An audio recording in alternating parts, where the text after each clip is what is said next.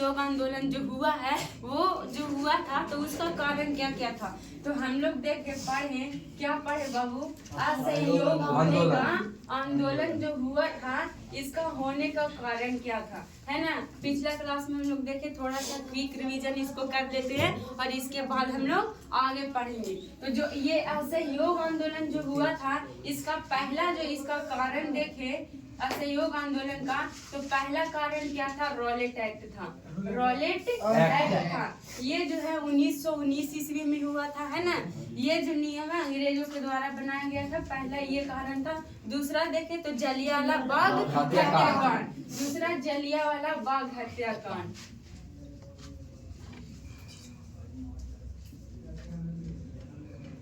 जलियांवाला बाग हत्याकांड। इसका तीसरा जो इसका कारण है वो प्रमुख है, वो कौन सा है, खिलाफत आंदोलन।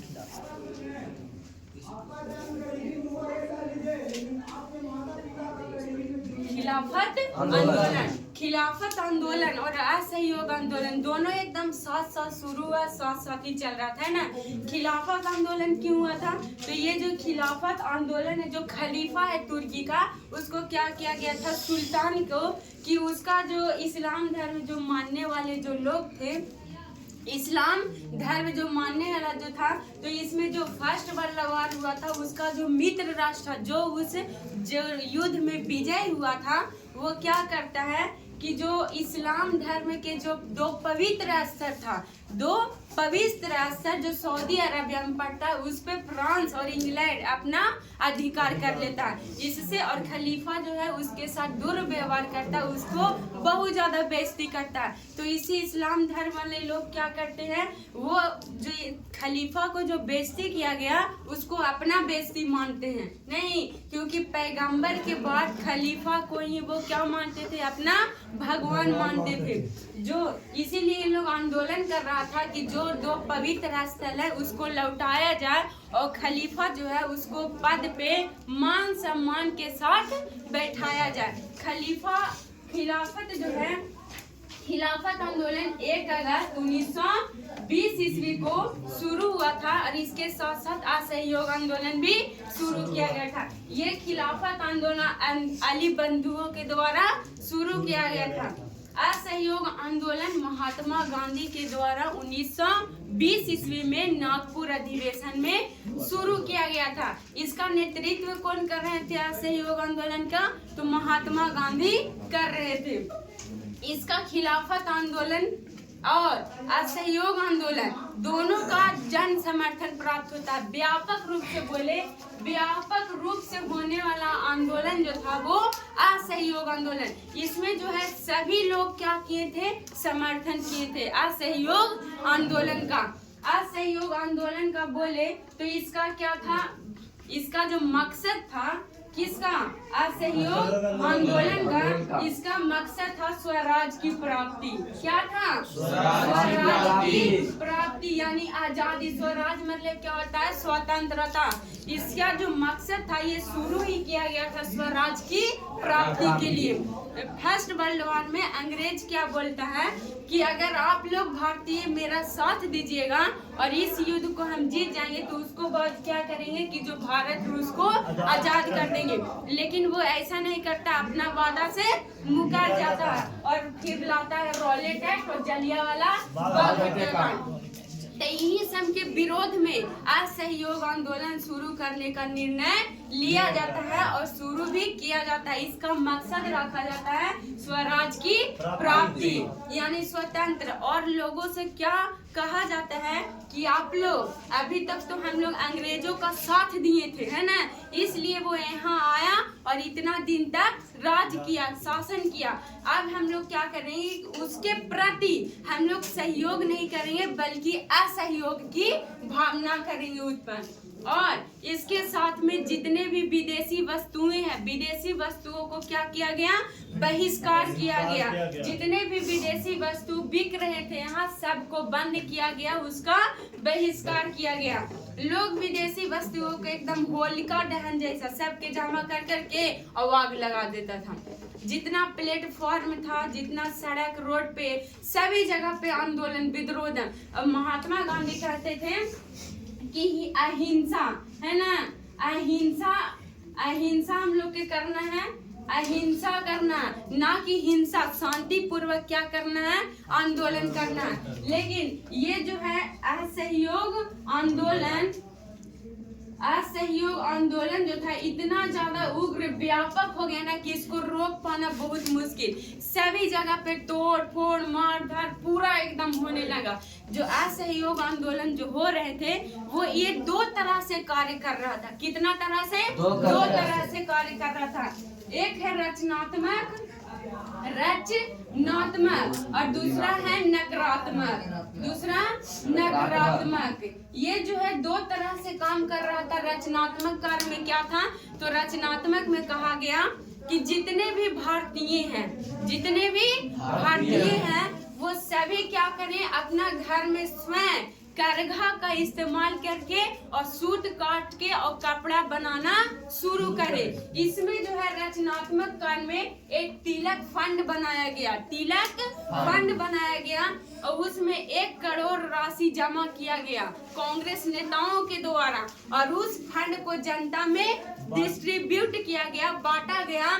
और 20 लाख करघा भी लोगों को दिया गया और कहा गया कि आप स्वयं खुद घरे क्या कीजिए, वस्त्र का निर्माण कीजिए और खुद उसका इस्तेमाल करिए। समझे?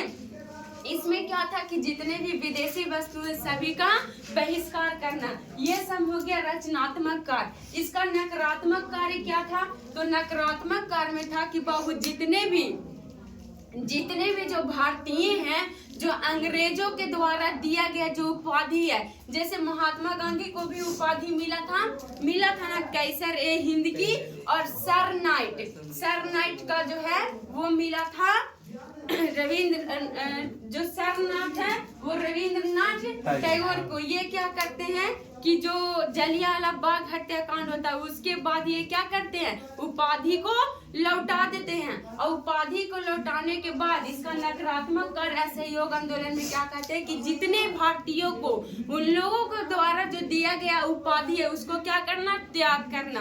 पहला था कि उपाधियों का क्या करना, त्याग करना, उपाधि को त्याग देना। दूसरा इसका कार्य कहा गया, इसका कार्य था कि जितने भी जो भारतीय हैं जो सरकारी नौकरियां कर रहे हैं, अंग्रेजों का जो गुलामी कर रहा है उस सब को त्याग करना, सरकारी नौकरियां क्या करना, छोड़ देना। जितने भी शिक्षक थे उनसे कहा गया आप विद्यालय त्याग कीजिए। स्टूडेंट को भी कहा गया, जितना भी वकालत है वकील लोग उसको वकालत के पद से क्या त्याग देने को कहा गया।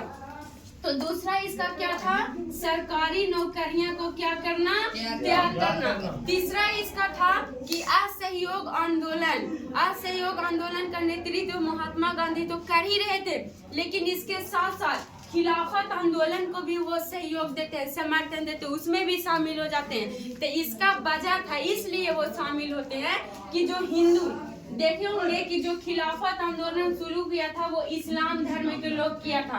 अगर इसमें ये साथ नहीं देते तो क्या कहा जाता कि मुस्लिम को साथ नहीं दिया, उन लोग समर्थन नहीं किया हिंदू वाले, तो इसमें फूट हो जाता, अपने में एक दूसरे से क्या हो जाता, दूरी बन जाता। और अंग्रेज यही तो चाहता था, वो और कामयाब हो जाता। तो इसलिए लोग क्या किया कि खिलाफत आंदोलन का भी साथ दिया और उसके साथ साथ असहयोग आंदोलन को भी लेके इसको भी चलाते रहा। बीच में बहुत अच्छा से जो है ये चलते रहता है। शहर में इसका देखे तो वो ऐसा ही पूरा माहौल था, और इसके साथ साथ गाँव में भी जैसे आपका टाना भगत आंदोलन है ना, ये जो है टाना भगत आंदोलन जो है ये आदिवासियों का आंदोलन था।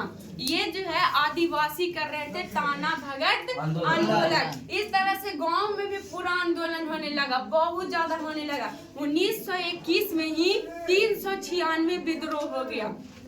और लगान जो है लगान बंद आंदोलन, किसान जो है लगान बंद आंदोलन शुरू किया। कौन? किसान किया।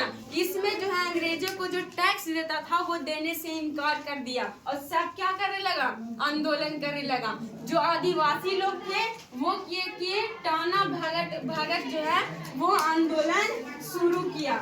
टाना भगत आंदोलन, ये कौन शुरू किया था? तो ये आदिवासी लोग किए थे। इस तरह से सभी जगह पे विद्रोह होने लगा।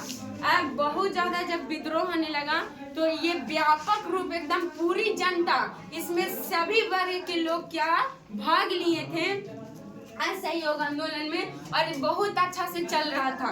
इसके बाद क्या होता है कि बीच में ही 5 फरवरी 1922 ईस्वी 5 फरवरी 1922 ईस्वी को गोरखपुर एक जगह है जो यूपी में पड़ता है। गोरखपुर कहाँ? यूपी में। और गोरखपुर जो है एक जिला है, इसी का एक जिला में एक जगह पड़ता है चौरी चौरा। कौन सा जगह है? चौरी चौरा। ये जगह पे क्या सभी जगह पे आंदोलन हो ही रहा था। पंजाब वाला जो खबर था जलियांवाला वाला, वो सभी जगह फैल गया था। एकदम लोगों में आग की तरह ज्वाला धधक रही थी, है ना, अंग्रेजों के प्रति। तो सभी जगह पे प्रदर्शन हो रहा था। तो चौरी चौरा जगह पे भी रोड पे क्या कर रहे थे, जनता वहाँ पे किसी कारण लेकर वो आंदोलन कर रहा था बैठ के, समझे। इन लोग क्या कर रहे थे, सड़क पे कोई वजह से इन लोग हल्ला कर रहा था जनता लोग। अब पुलिस देखकर क्या करती है कि जनता को रोकने का कोशिश करता है, उस पे गोली चला देता है जनता पे। और जनता जो है ये देख के उग्र हो जाती है। एक तो पहले से गुस्सा में था और गोली देख के और गुस्सा में हो जाता है। सब पुलिस को दौड़ाना शुरू करता है, खदेड़े लगता है। और सब पुलिस के जब खदेड़े लगता है तो थोड़ा दूर में ही था थाना में सब पुलिस डर से जाके और बंद हो जाता है। तो सब जनता क्या करती है, जो कर रहा था आंदोलन, वो तेल छीट के मिट्टी का और थाना को ही जला देता है।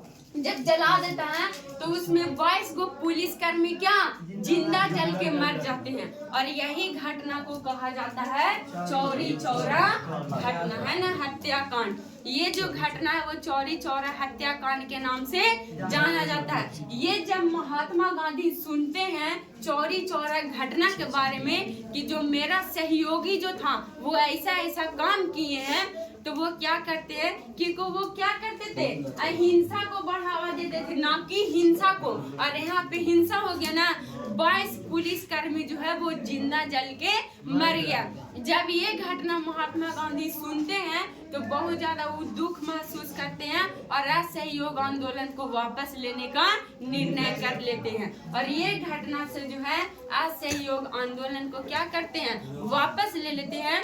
और इनके लिए, क्योंकि असहयोग आंदोलन जो है महात्मा गांधी शुरू किए थे, और इसलिए इनको 6 वर्ष की सजा दे दिया जाता है, इनको 6 साल जेल हो जाता है। ठीक, तो ये असहयोग आंदोलन बीच में ही रुकने का कारण क्या था, तो चौरी चौरा हत्याकांड था। ये कब हुआ था? 5 फरवरी 1922 ईस्वी को। कहाँ हुआ था? तो यूपी के गोरखपुर जिला में हुआ था। ठीक है, इस तरह से असहयोग आंदोलन रुक गया था। और खिलाफत आंदोलन जो है ये चल ही रहा था। ये जो है 1924 ईस्वी तक चलता है। 1924 में तुर्की का जो खलीफा था, कौन, मुस्तफा कलाम पाशा, ये क्या करता है 1924 में खुद ब खुद इस्तीफा दे देता है, हस्ताक्षर कर देता है, और इस तरह से क्या अपना पद त्याग देता है, और खिलाफत आंदोलन 1924 ईस्वी में बंद हो जाता है। ठीक है, आज के लिए इतना ही। अब मिलेंगे हम, अब पढ़ेंगे अगले क्लास में, अगला दिन अगला टॉपिक।